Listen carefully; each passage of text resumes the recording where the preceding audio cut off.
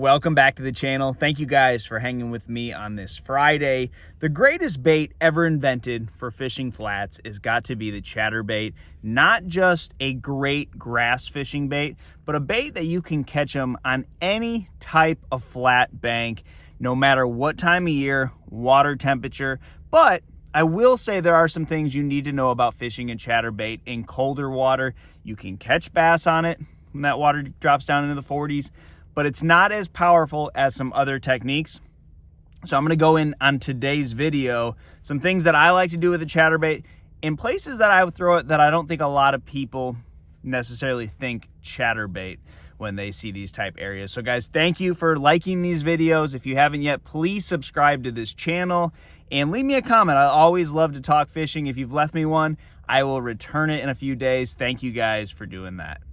All right, so a chatterbait is one of the best baits anytime you're on flats. It doesn't have to be shallow. You can catch them out into 20 feet deep on a chatterbait. Now, this time of year when most of your bass that are catchable are shallow, a chatterbait is a really killer time, awesome bait. But you have to realize that when that water drops into the 40s, it's not your best option most days. Now, if you have really big fish in your lake, a chatterbait will catch them. Now, what tends to happen when you have cold water and you have a really good fishing day for a chatterbait, clouds, overcast, fog, low light conditions, those are the days in the earlier months, January, February, cold water, winter, early spring time. The bass don't really reload. That time of year, bass needs sun to move up on those flats. So what you will find a lot of times with the chatterbait in cold water is you catch a few fish, you think you can come back tomorrow, they're just not going to be there. Those type areas rather, cold water with no sun, suitable chatterbait conditions, you just don't have a new school of fish pull up. Now, I will say this, a chatterbait can be used on steeper banks as well.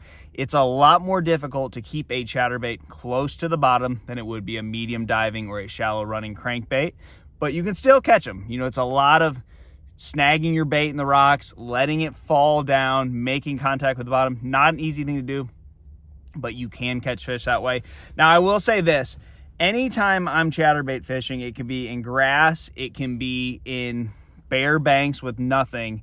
There's two different types of trailers I like in those situations. So in grass, more plastic. So there's a lot of different trailers, swim baits, your Zako or your live target or live magic shad rather, more plastic, more buoyant to keep that bait up in the water column above the grass. When you're fishing bare banks, maybe some stick ups or something like that, but not a whole lot of cover, I like less plastic. That's going to allow that bait to hunt and search, and you're not going to kill that action in the grass. You have plenty of action. You're ripping that bait out of the grass, so it's not necessarily always you implementing the action, and it's a lot easier to fish in the grass. You don't want that bait bogging down. When you're on a bare bank, you're just a big flat, you want less plastic so that bait will really hunt and search, get those bigger fish to react. I've probably won as much money in bare bank situations as I have in the grass.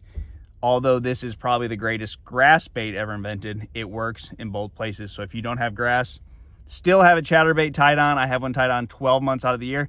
Just be careful when you're throwing it in cold water. Your square bills, your spinner baits, they sometimes will get you more bites than a chatterbait. So try that, guys. Good luck to you, and I'll see you on the water.